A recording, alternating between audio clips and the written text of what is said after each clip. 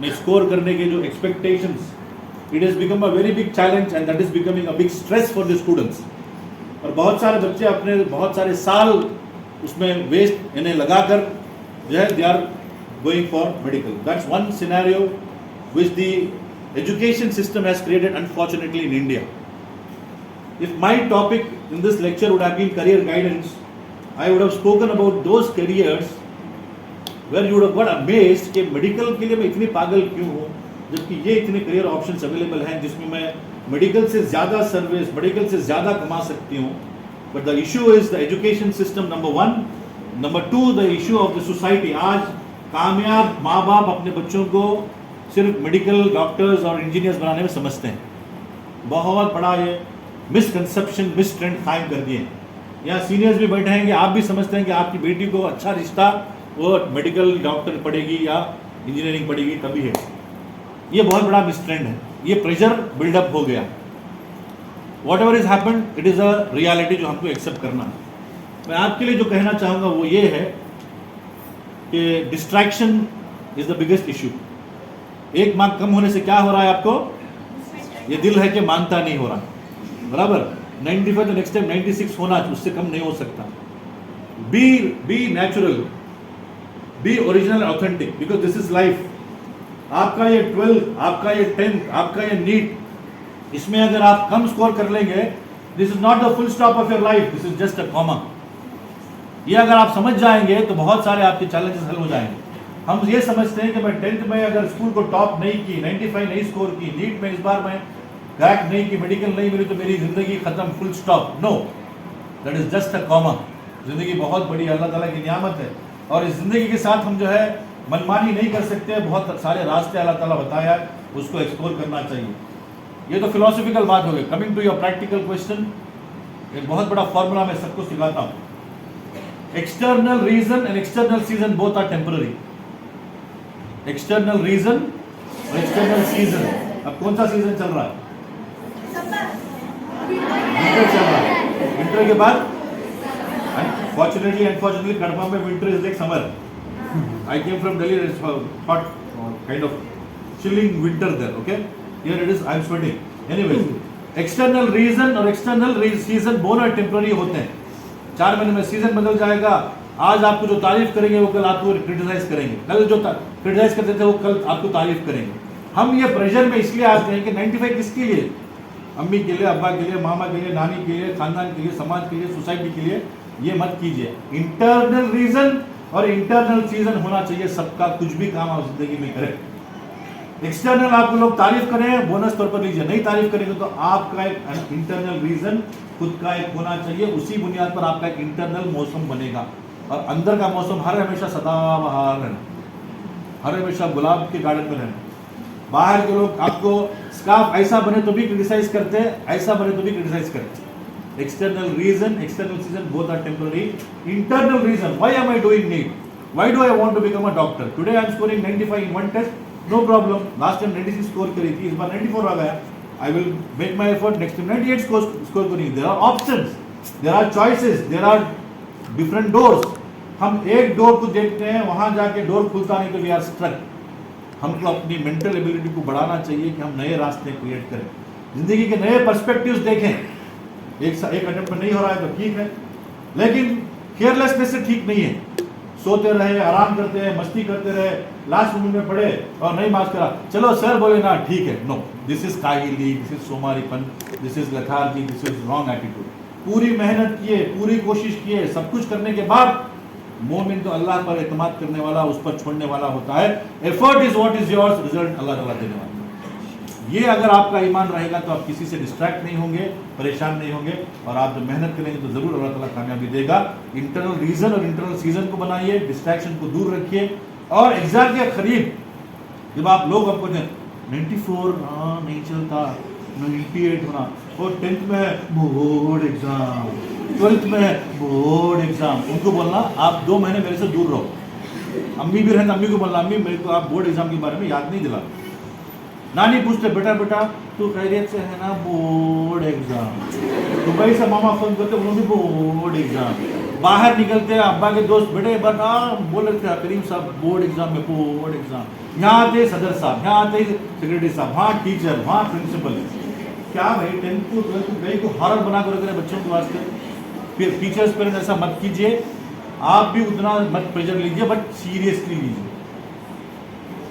Catch my words, don't take it as a horror, because horror में मसला ये हो रहा है कि बच्चे बहुत मेहनत करते हैं और 95 स्कोर करने के बाद में भी माँ बाप बोलती है अयो मेडिकल नहीं हुई थी, बड़ी अफसोस। वो देख के बच्ची जो है, आज बहुत सारे सुसाइड्स हो रहे हैं madam. I did my engineering, I am mechanical engineer. हमारे दौर में ये प्रेशर की वजह से हमारे 3 बैचमेट सुसाइड किए। Unfortunately we have to deal the entire body, Calcutta वाला भेजना पड़ा। ये होता है because there is already pressure, समाज का, सोसाइटी का, पेरेंट्स का, टीचर्स का, मैनेजमेंट का, फलां का। ये पेरेंट्स और टीचर की मत कीजिए, उनको सपोर्ट कीजिए, फैसिलिटेट कीजिए, एक्स्ट्रा ट्यूशन क्लासेस दीजिए, एक्स्ट्रा टीचर्स रखिए, एक्स्ट्रा किताबें रखिए, जो करना है वो करिए, उनको प्रेशर मत कीजिए। नंबर 2, आप भी इसको हॉरर के तौर पर मत लीजिए। अगर जो लोग आपको इस तरह एनवायरमेंट क्रिएट करते हैं, please ask excuse from the अम्मी, आप 2 महीने मैं मेहनत कर रही हूँ, मैं जितना कर सकती हूँ मैं कर रही हूँ, आप इसके बारे में फिक्रमंद हो, याद दिलाओ, तवज्जो दिलाओ, but don't make it a horror for you. Talk to them, communication is the solution. आपके पेरेंट्स को बात करो। बहुत सारे पेरेंट्स अनरियलिस्टिक एक्सपेक्टेशन रख लेते हैं, बिकॉज 25 लाख डोनेशन भरे ना मेडिकल में, अब वो बच्चा डॉक्टर बन के निकलना क्योंकि वो शादी में डोरी लेना रहता वहाँ, वो बच्चा नहीं पढ़ता, मैथमेटिक्स समझ में नहीं आता, इंजीनियरिंग में आने के बाद घर कुछ नहीं आता। क्यों? घर में हर साल गैदरिंग होती, उन्हें कज़न भी डॉक्टर, उन्हें और एक कज़न इंजीनियर, अम्मा बहुत बोलती वो कज़न डॉक्टर फलाना। अब इन्हें फेल हुआ सारा क्या जाके सूरत दिखाएगा, छुट्टियाँ को जाता है नहीं घर कहीं को नहीं गया भाई, 2 सब्जेक्ट बैक है, क्या सूरत दिखाऊँ, ठीक है नेक्स्ट सेमेस्टर 2 के 4 हो जाते, अब 1 साल नहीं आता। अब्बा बोलते 4 बैक हुआ, घर को भी नहीं आया, मेरे 25 साल वेस्ट किए, वो प्रेशर। सेकेंड ईयर भी फेल होता, he is under pressure, there is no option, they hang, they kill their life, they write a note, no this should not happen. और आप जो है बिल्कुल पॉजिटिव रहिए, बहुत गैर मामूली मेहनत कीजिए। आपके ये साल, और एक फार्मूला, सर पैसे का भी देते हैं क्या? अच्छा फार्मूला टिप दिए तो जी बहुत पावरफुल टिप देते मैं, स्पेशली 8 में कितने लोग हैं? हाँ 1-5 हैंड्स डाउन, 1-5, ये 1-5 है ना, 8, 9, 10, 11, 12, ये 1-5 हो गया। कितने 5 हुए बोलिए? 8, 9, 10, 11, 12, ये फर्स्ट 5 होगा। ये 5 सालों में हर दिन आप 1 घंटा, 2 घंटे, 3 घंटे, 4 घंटे, 5 घंटे अपनी डेवलपमेंट पर लगाएंगे। डेवलपमेंट का मतलब सिर्फ किताबा नहीं, स्टडीज नहीं, अपनी सलाहियत, अपनी टैलेंट, अपनी सोच, अपना विजन, दुनिया का एक्सपोजर, नॉलेज, किताबों से ऊपर का नॉलेज, बहुत कुछ सीखना है। अपनी डेवलपमेंट पर आप ये 5 साल में हर दिन 5 घंटे अपनी स्टडीज और डेवलपमेंट के लिए लगाएंगे तो 1525 विल बिकम हाई फाइव।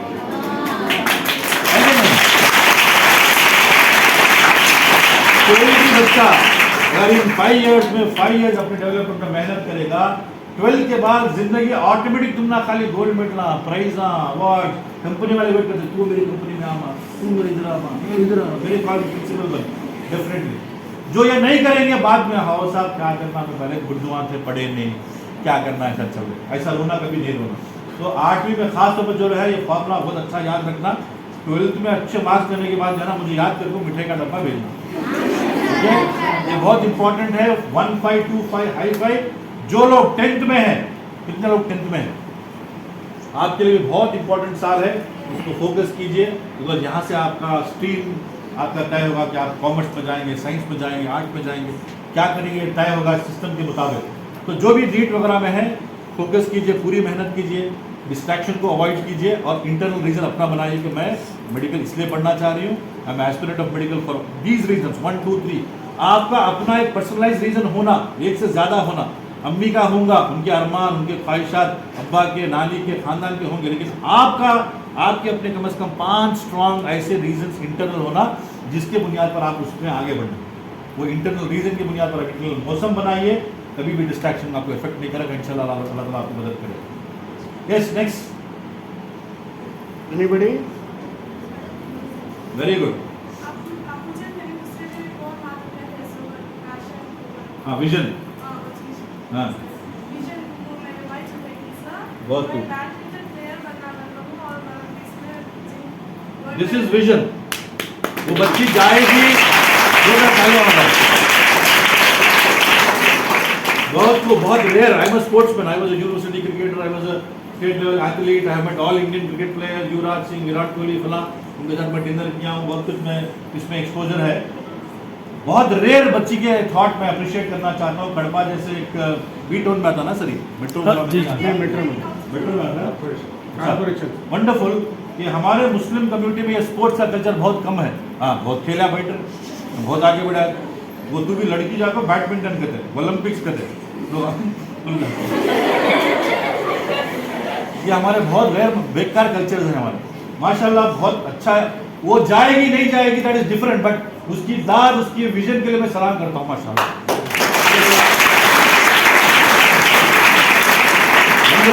इसके लिए आप पूरा जो है मालूम कीजिए किस तरह आपको उसमें आगे बढ़ना है. यहाँ you are part of any academy here. Is there a badminton academy here? Kadapa में है? You go practice there. In Bangalore there is Prakash Padukone academy. अभी आप कौन सी क्लास में हैं? 8th में. आप 10th वगैरह होने के बाद you try to talk to your parents, shift to Bangalore. वहाँ एक कॉलेज ज्वाइन कीजिए और प्रकाश पडुकोन बैडमिंटन अकेडमी. दीपिका पडुकोन मालूम ना? मालूम था कैसा सब देखते फिल्म. हाँ, उनके वालिद, उनके father Prakash Padukone is all India champion थे उस जमाने में, और वो इंडियन टीम के भी बैडमिंटन कोच हैं. उन्होंने अकेडमी कायम की है बैंगलोर में. वहाँ बहुत गैर मामूली ट्रेनिंग, इंटरनेशनल ट्रेनिंग मिलती है. आप उसको मालूम कीजिए. उसके स्कॉलरशिप मिलते हैं, वो मालूम कीजिए. इस एस्पिरेशन को आप जिंदा रखिए और इंशाल्लाह आप कम से कम ओलंपिक्स जरूर इंशाल्लाह अल्लाह ताला आपको कामयाबी देगा और कड़पा का नाम इंशाल्लाह रोशन करेगा. Wonderful, great. और इसके साथ इसकी पढ़ाई भी करना और सर्विस भी करना इंसानों, राइट ना? Good. Any more questions? Wonderful, good. Sir, my name is Sufia Muskan and I'm from 11th standard, sir. My question is that generally we all know that there is the existence of two types of students. One is like our sister said that one student that they become mentally depressed when they lose one mark than the previous exam. And another type of student is that they become overconfident if they get one extra mark than the previous exam. And they don't know how to do hard work for the upcoming exam and the final exam. They just become overconfident. So I want to say that do you have some tips to overcome this situation? Yeah. Thank you. Sit down. You know rabbit and tortoise? समझ में आ गया ना? बाद में अभी क्या हो गया, उसका नया वर्जन आ गया वो स्टोरी का. ये ओवर कॉन्फिडेंस है ना. रैबिट किया, अरे ये तांबेल क्या स्लो स्लो स्लो मैं आराम से नींद मार के उठता हूँ और फिर तांबेल अपनी जीत गया. वही होता है ओवर कॉन्फिडेंस स्टूडेंट का, जो हर हमेशा जो है एक दिन पहले पढ़ के क्लास में रैंक आ जाते हैं. बहुत से लोग अलग अलग देता इंटेलिजेंस, जीनियस रहते हैं, बट वो जितना उनकी जीनियस को इस्तेमाल करके और बहुत कुछ कर सकते हैं वो उनके बारे में उनको आइडिया दे देता. But anyways, getting depressed is also extreme, getting over confident also is extreme. We should not go to the extreme because moderation and being in the moment is very important. दोनों भी नुकसानदेह है, उसको control करना चाहिए.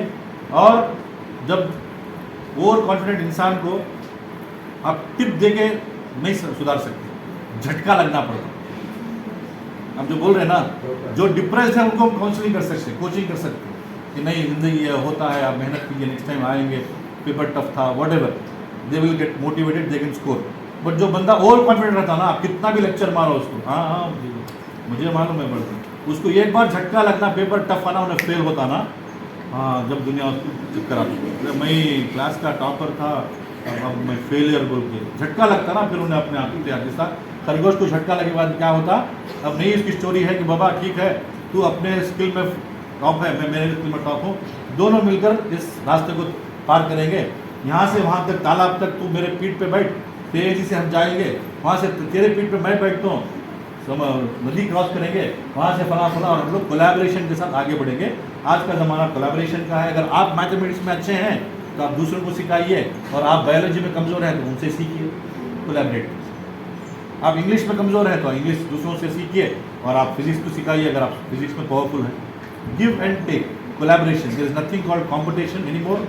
आज बड़े बड़े कंपनीज समाज की ज़रूरत के लिए पहले कॉम्पिटिटर्स थे, अब दोनों मिलकर क्या करते हैं, एक नया प्रोडक्ट बना के उन्हें उसका फ़ायदा लेता है, इसका फ़ायदा लेता है, मार्केट में प्रोडक्ट बिकता. स्टूडेंट भी वैसा करना. देखो भाई, मुझे मालूम, तुम्हें मालूम मैं फिजिक्स में अच्छी कि नहीं, मुझे मालूम तुम्हें कन्नड़ा तेलुगु में भी तो मैं तुमको फिजिक्स पढ़ाता हूँ, तुम मुझे तेलुगु पढ़ाओ, सिंपल डील। नो एहसान, बाद में बोलेंगे मैं इनको तेलुगु पढ़ाई, बाद में 10 साल बोलेंगे पढ़ेंगे, मालूम उन्होंने फिजिक्स में कहीं को नहीं लिया, मैं ही पढ़ाई। नो एहसान, आप तेलुगु सीखो, मैं फिजिक्स सिखाता हूँ, मैथ्स सीखो, मैं बायोलॉजी सिखाता हूँ, मैथमेटिक्स सीखो, मैं फिलास सिखाता हूँ। बराबर करो, कोलैबोरेट करो, सपोर्ट करो। आज दुनिया में कोलैबोरेशन है, कोई कंपटीशन मत समझो, दिल बड़ा रखो, जहन बड़ा रखो। मैं इनको सीखा तो मेरे से टॉप आ जाएंगे, उनको मेडिकल मिल जाएंगे, मुझे नहीं मिलेंगे। अरे यार, अल्लाह ताला आपको देने वाला है, आपके रास्ते खोलेगा। जितना आप दूसरों को लेकर करेंगे उतना आपके अल्लाह ताला रहमत के दरवाजे खोलेगा। हमारा जहन बहुत बड़ा होना चाहिए, उससे बढ़कर हमारा दिल बहुत बड़ा होना चाहिए। इसलिए मैं उम्मत मुस्लिमा है तो बड़ा जहन रखो, किसी के बारे में कपट, कीना, जलसी, हसद, ये सब छोड़ देना। ये आपके डेवलपमेंट में जो है बिल्कुल हर्डल है। ये मत करो, कोलैबोरेट करो, इंशाल्लाह देखो सब पास होंगे, सब लड्डुआ बांटते ही फिरेंगे, कोई रोएंगे नहीं, है ना। कोलैबोरेट करना, राइट। खाना नहीं खाया, बस सब सवाल।